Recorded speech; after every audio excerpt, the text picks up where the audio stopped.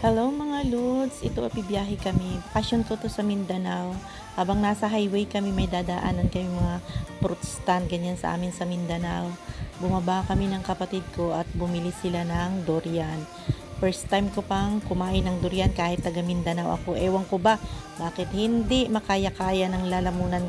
Amoy niya palang mga ludi, grabe, bangong-bango ako, talagang promise. Pero mas favorite ko yung mga durian candy sa mga durian bar. Yan ang binibili ko sa tuwing pag-uwi ko dito. Kaya ayan si Indayak. Kaya habang kumakain sila, ayan, ikot-ikot muna tayo sa fruit stand. Ang daming mga fruits dyan, oh, iba-iba. Durian lang talaga yung aming pinag-iinitan dyan dahil sabik na sabik din ako na makatikim yan. Ayan, oh, ang lalaki ng bunga, ang lalaki ng mga laman-laman niya, mga ludi.